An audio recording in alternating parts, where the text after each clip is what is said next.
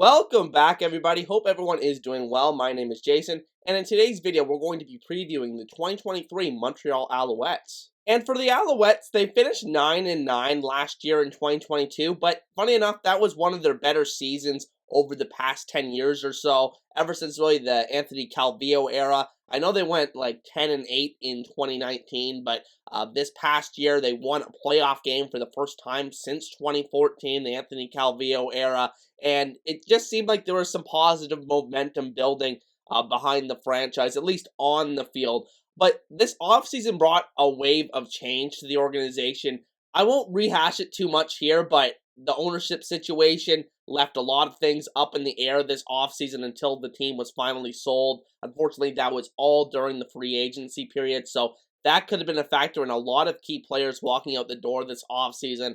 And unfortunately, it looks like a lesser team on the field as a result here in 2023, but let's start talking about them. So let's start with their biggest addition and biggest loss. And for their biggest loss, it's pretty obvious to me, and that is wide receiver Eugene Lewis, who goes to the Edmonton Elks in free agency. To me, he was the best receiver in the CFL the past couple of seasons. Just such a unique player, and they're really going to miss him as that true X in that offense, that number one target.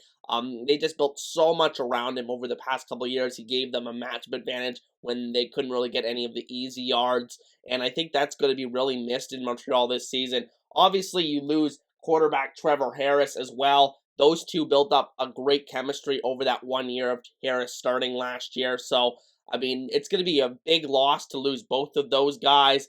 They do bring in Cody Fajardo, who I have as the biggest addition here for the Alouettes. I don't necessarily think this is an upgrade from Trevor Harris, and in fact, I think it's a little bit of a downgrade.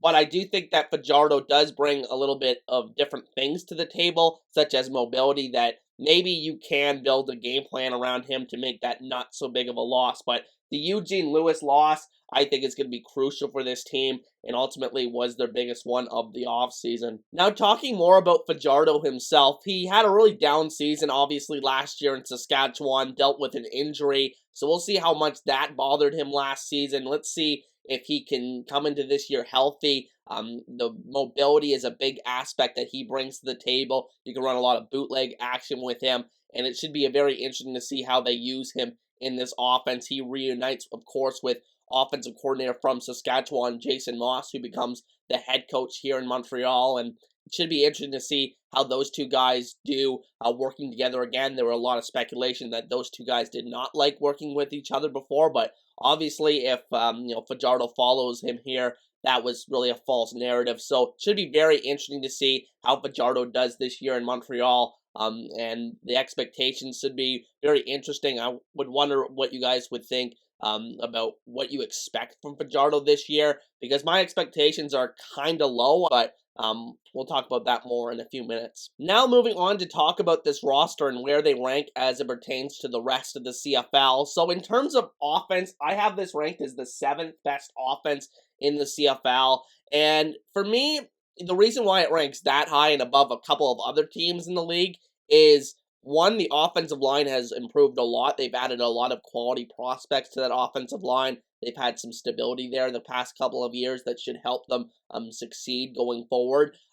So I think the offensive line is a strength for them. The running back room is a strength for them. But I have questions about the quarterback and especially the playmakers on the perimeter, which should be a big question for this team going into next season, obviously with the loss of Eugene Lewis and Jake Wieneke to a lesser degree in the offseason. So that's why Montreal ranks at 7th for offense for me. I think that could be an issue for them this year. In terms of their defense, I have them ranked 8th, second to last in the CFL, and I just don't think there's a lot of special on this defense. There's not a ton of superstars, I think.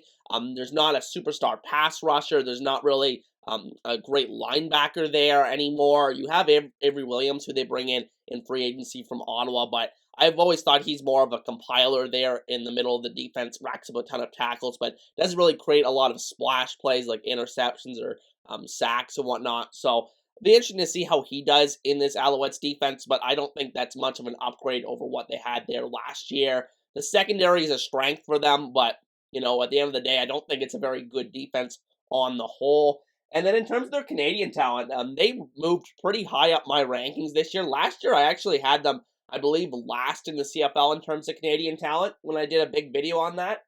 And this year, I actually have them 6th. And a big reason for that is their wide receiver talent has gotten a lot better. You know, in addition to the offensive line talent that I just said they added the past couple of seasons. But the wide receiver talent, the prospects there, I think they have a real opportunity to have the best Canadian wide receiver group in the league in a few years here, because you have Tyson Philpott, who looked outstanding last year for them. You have Keon Julian Grant, who looked great. You brought back Hergy Mayala to be your third Canadian receiver there, and, you know, you add other pieces through the draft and whatnot. So I think that the Alouettes have a very good chance to develop a very good Canadian side of their receiving core and Canadian part of their roster. So it should be interesting to see how that factors into their team. I think when Danny Machocha took over a few years ago as the GM, this team was in a rough place in terms of their Canadian talent, but you know, over the past couple of years, they've really done a good job of building up their depth in that regard. And I think, you know, if Tyrell Richards, who they selected with the first overall pick last year, really hits as a starting linebacker this year, the Canadian talent's even going to move even further up that ranking for me. Now, in terms of their strengths and weaknesses on the roster, how is this team going to win and how is this team going to lose, in my opinion?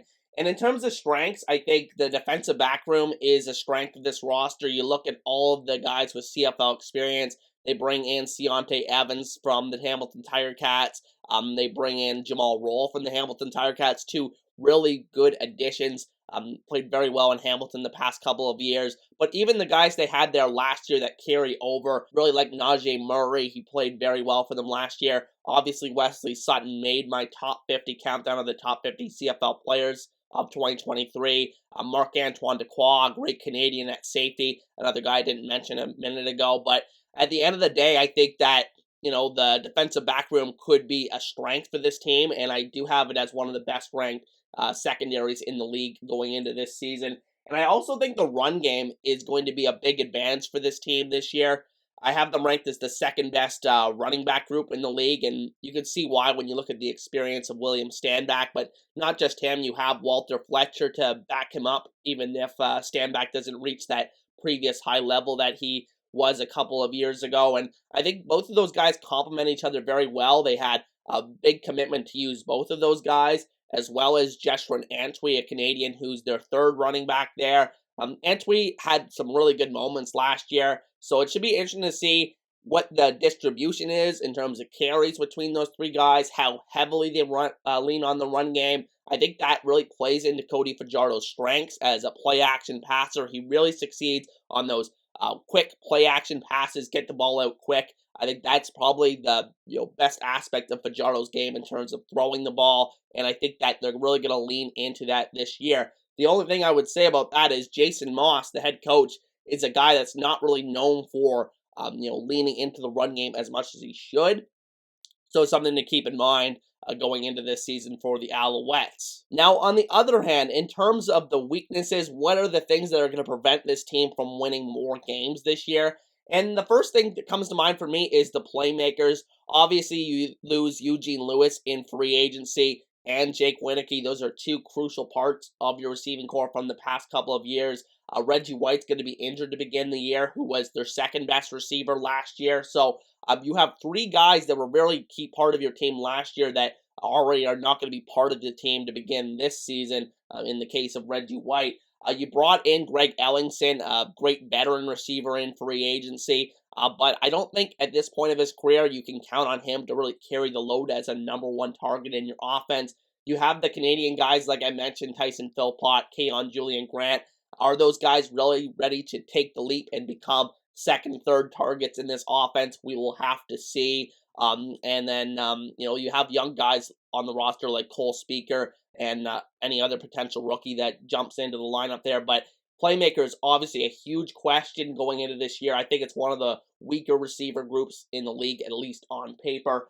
And then I think the pass rush stands out because not that they have like bad players in the defensive line room for the Alouettes, but I think that, at the end of the day, they don't have that game breaker that a lot of teams have, those guys that have proven that they can get 10 sacks in the league. So it should be interesting to see if guys can step up. Guys come out of nowhere in this league all the time, so we'll see if that happens for the defensive line room in Montreal. But as of right now on paper, I just don't see that impact player. Should be interesting to see how that defensive line room shakes out, but I do consider it a weakness for this roster. And then the last weakness I have here on the board is quarterback. I think that there's a slight chance that this could be an upgrade, switching from Trevor Harris to Cody Fajardo, but at the end of the day, I think it's a very small chance that that happens. I think that Trevor Harris is a much more consistent quarterback and a much more proven quarterback at this level than Cody Fajardo is. You have to go back to 2019 before Cody Fajardo has actually played at a very high level, at the CFL level, so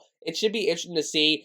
Like I said before, I think that Fajardo brings some different elements to the table, like the mobility factor, but I think in terms of the accuracy, the arm strength, Trevor Harris has the edge there, and it should be interesting to see how Cody Fajardo plays this year with his new team in Montreal. Now taking a look at their 2023 schedule, the first 6 weeks of it, that is, and I apologize, my marker was really running out there at the end there, but week 1, they're actually home against Ottawa.